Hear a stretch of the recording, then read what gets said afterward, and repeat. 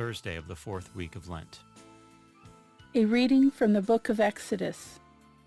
The Lord said to Moses, "Go down at once to your people, whom you brought out of the land of Egypt, for they have become depraved.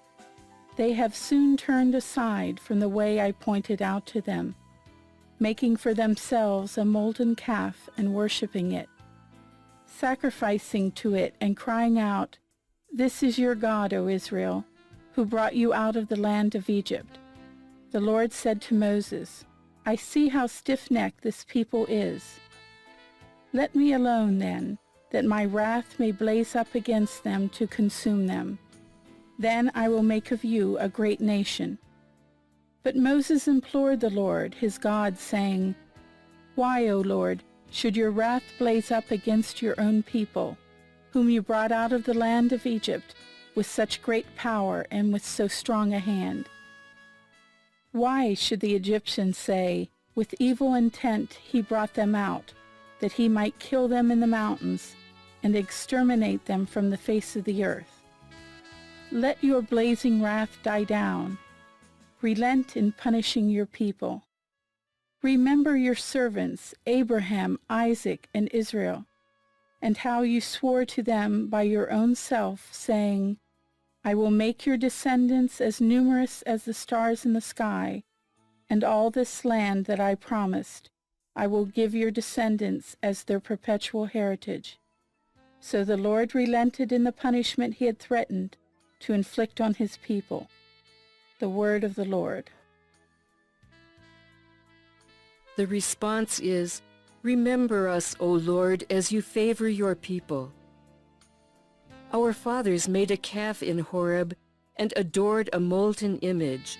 They exchanged their glory for the image of a grass-eating bullock. Remember us, O Lord, as you favor your people.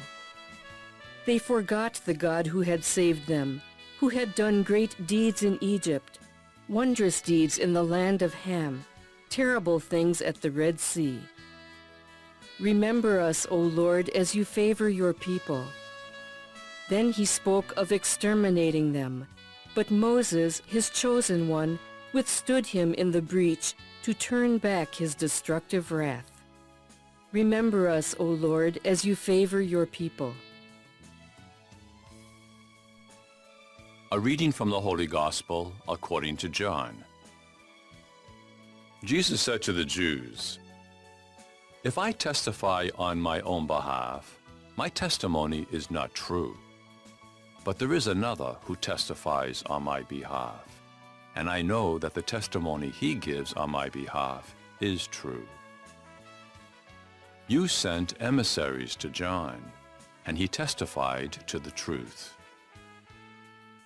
I do not accept human testimony, but I say this so that you may be saved. He was a burning and shining lamp, and for a while you were content to rejoice in his light. But I have testimony greater than John's. The works that the Father gave me to accomplish, these works that I perform testify on my behalf that the Father has sent me. Moreover, the Father who sent me has testified on my behalf. But you have never heard his voice, nor seen his form, and you do not have his word remaining in you, because you do not believe in the one whom he has sent. You search the Scriptures, because you think you have eternal life through them.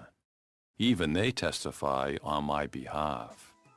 But you do not want to come to me to have life. I do not accept human praise. Moreover, I know that you do not have the love of God in you. I came in the name of my Father, but you do not accept me. Yet, if another comes in his own name, you will accept him.